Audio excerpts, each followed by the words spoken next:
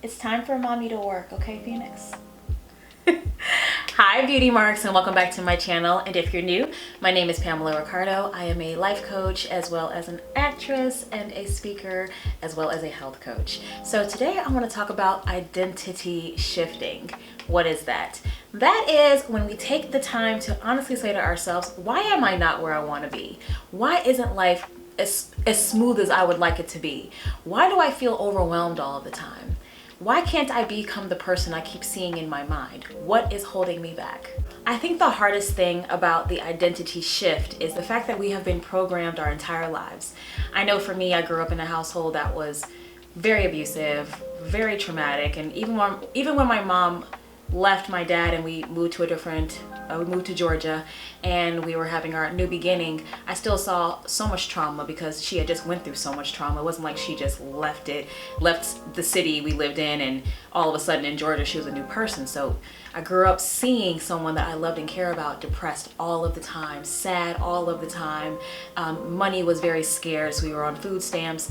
And my mom was always constantly bringing more abusive in some way relationships into the household. I had abandonment issues from not having the bond with her that I wanted to have.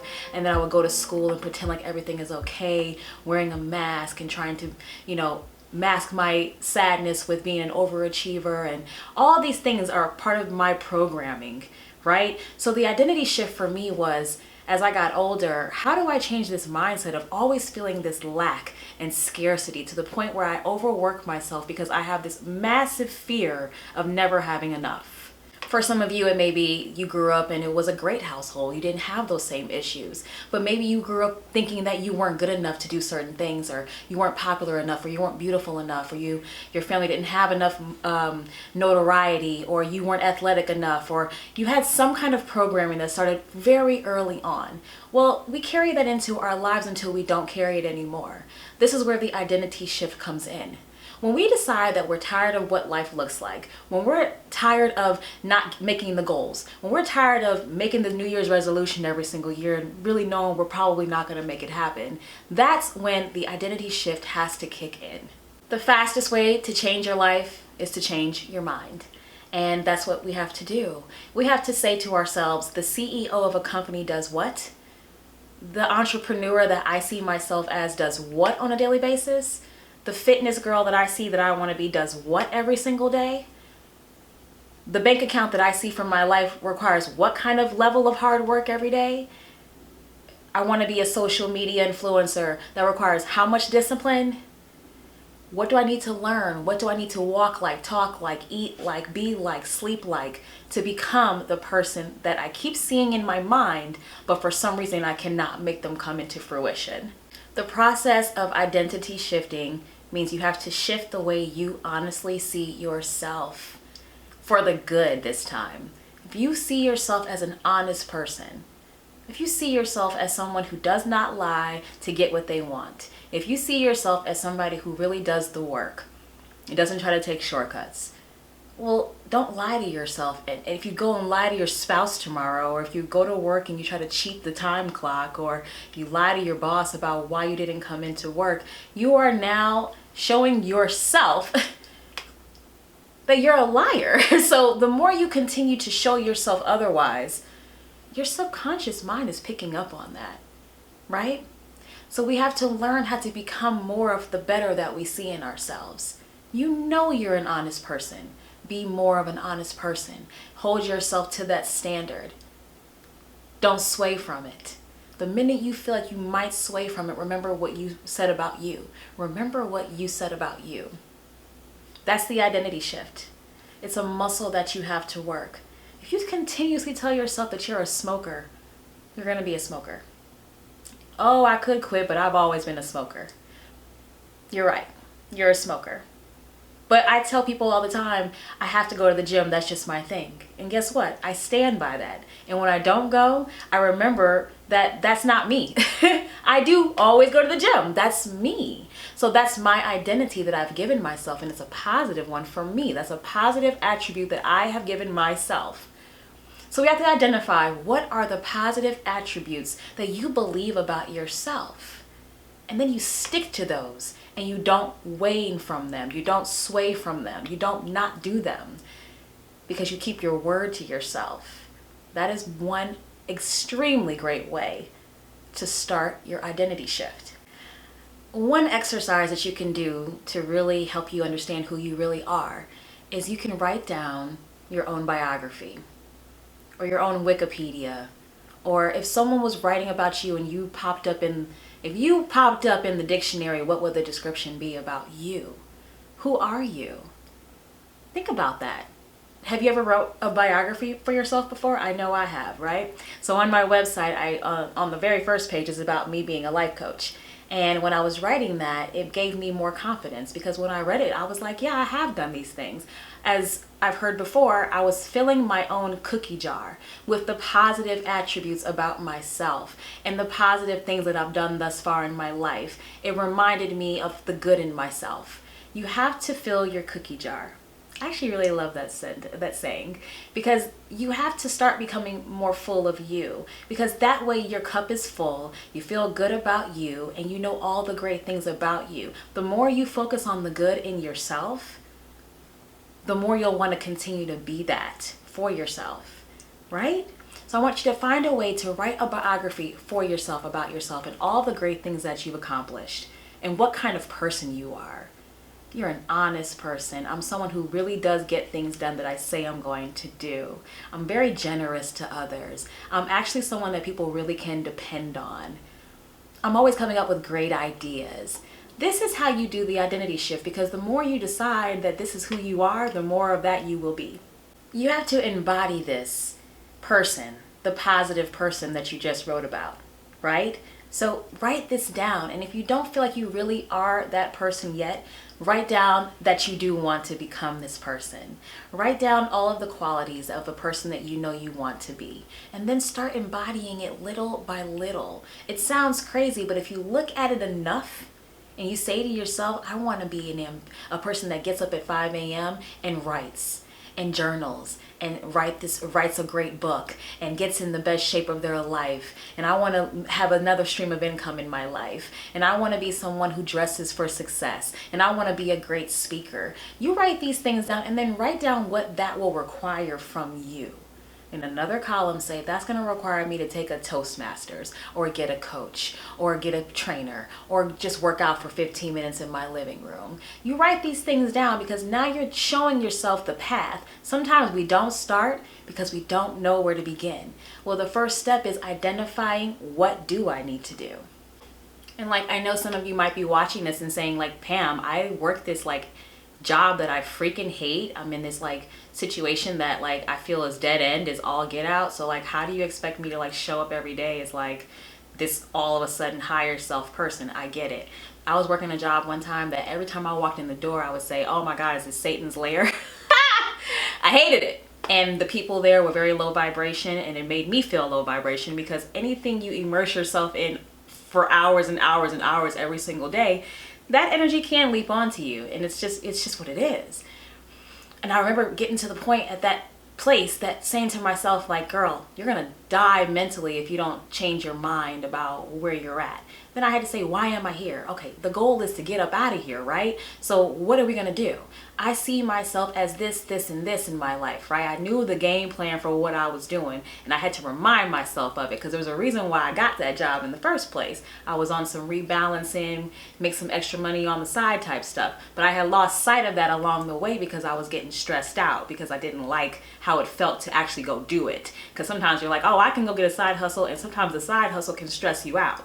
And I was doing just that. It was stressing me out. So I had to do an identity shift. I walked in there and I had to change my mentality about it. I was like, okay, yeah, I'm here, but it's all good. Good morning. I'm not going to change who I am. I'm going to still show up higher self me. Hey y'all, good morning. Do the job. While I'm at the job, I'm doing what I'm supposed to be doing, granted.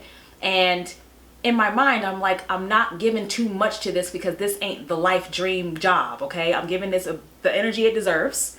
And then when I get home, I'm preserving myself mentally to go do the things I know I need to be doing. Also, reminding myself I know why I'm doing this, so I don't need to feel down about it anymore because I'm not stuck here forever, because I know I'm making a game plan. The identity shift was me realizing my higher self is doing what they gotta do for a second to get where they're trying to go. But in the meantime, we're using that money to do things to make ourselves better, to grow the business, to do all the things that we know we need to do. The identity shift helped me release myself from that environment when I needed to. I know you're not where you want to be. I know you may not like your circumstance. You may not like the job you're at. You may not like the people you work with. You may not like the title you're carrying right now. You may not like how you look in the mirror. You may not like the relationship you're in. You may not like the way your family treats you. You may not like that you have a temper. You have to change that about yourself. You have to change how you feel about all of those things. All of them. Your identity shift begins with how you see your higher self. Point blank, period. The key to our success in 2023 and beyond is getting out of our comfort zone, which is so uncomfortable, right? Duh. But getting out of the comfort zone means doing things that we're not used to doing, because a new version of you can't do old things. Okay? The new you can't do old things. It just can't. It's time. It's time to... Aren't you bored? It is boring to be stagnant. Let's be clear. It's boring to, once again, can't afford the car. It's boring to, once again, can't go on a vacation. It's boring to not feel like you deserve a good relationship and keep on taking on these terrible ones because you feel like you can only handle people who, treat you like this and treat you like that. No, it's boring to look in the mirror and not like how you look again for a whole another year and can't buy the things you want to buy. And it's boring. It's not fun. Life is supposed to be fun and fulfilling. And you know when it's fun and fulfilling? When we're doing what we love and we're doing it as our higher self. Nothing feels better than being where you can walk in the room and feel confident and know who you are and be proud of yourself, so that anyone else's accolades is just a bonus. It's just a bonus if you love me. It's just a bonus if you think I'm amazing. It's just a bonus because I love me so much that everything you're giving me is just extra. Higher self. Identity shift. Shift yourself into believing that you are that person this week. Shift your mindset into believing you're the person that does get up in the morning and writes.